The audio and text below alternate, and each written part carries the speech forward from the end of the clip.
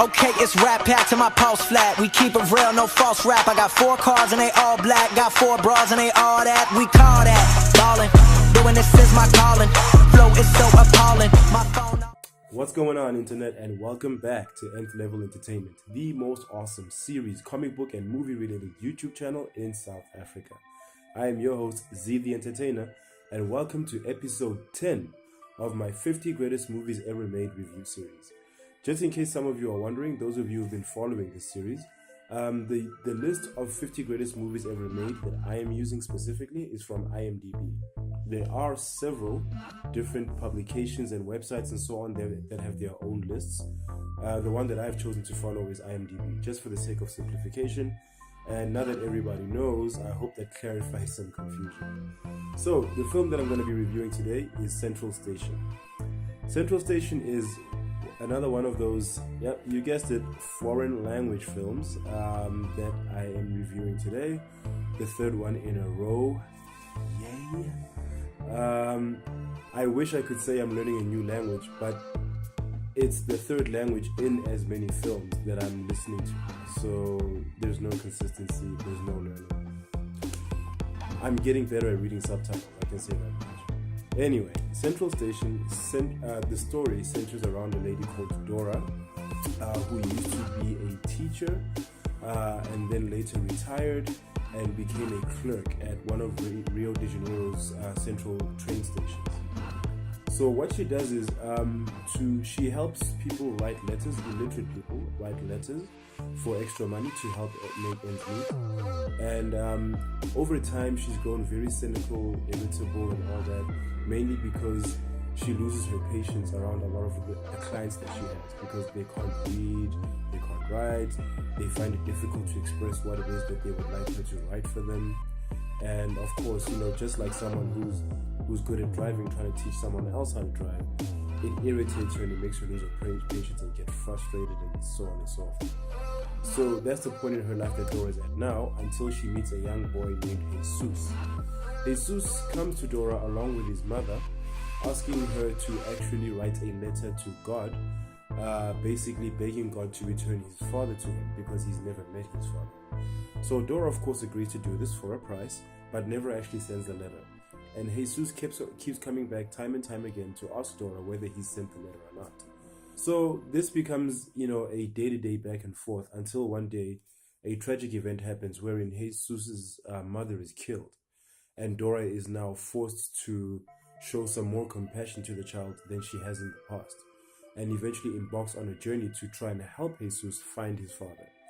So this journey takes the two of them on a lot of different adventures, a lot of misbegotten train adventures. They travel to different parts of Brazil together to try and actually find the next of kin of the father or the father himself. And they come across a lot of different people. One of them was an evangelist preacher, I think he was, who was also a truck driver who gave them a lift.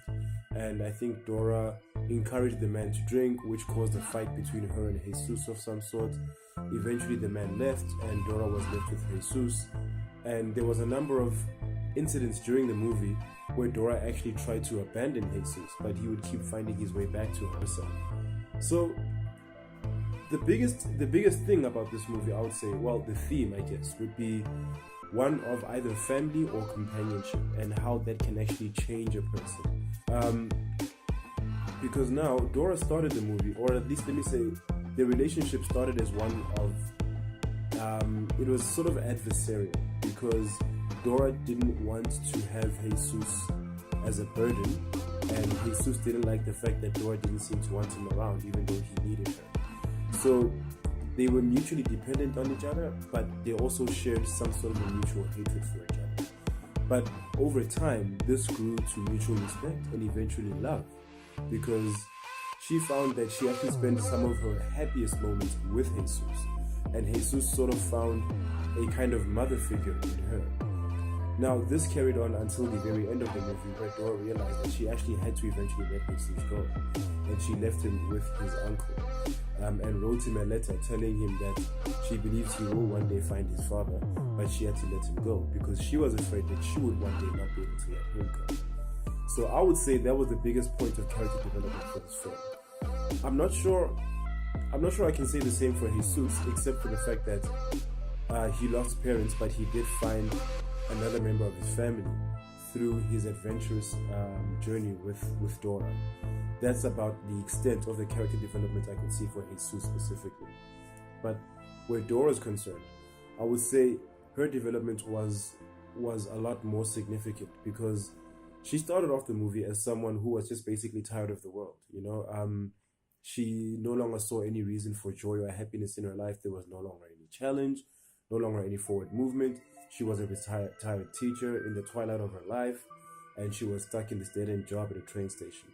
So there wasn't much hope in her mindset until this misbegotten adventure with Jesus, which eventually taught her to find love and joy in her heart again.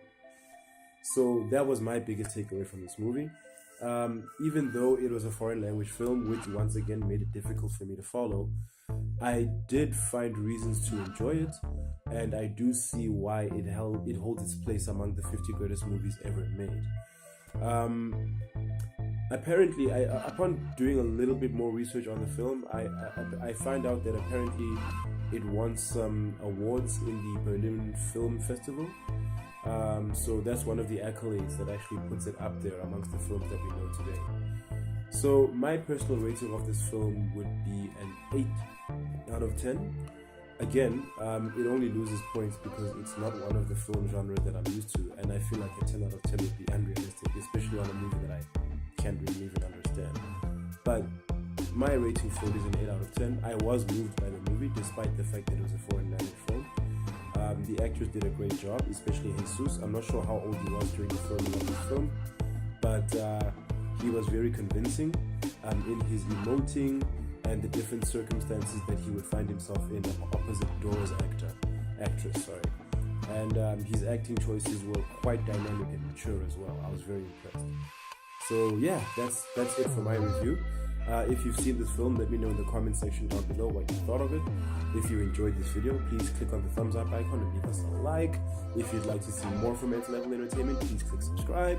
And please click on the bell icon so you are notified each and every time I drop new content on this channel. Otherwise, people, I have been Z the Entertainer. Thanks for chilling with me.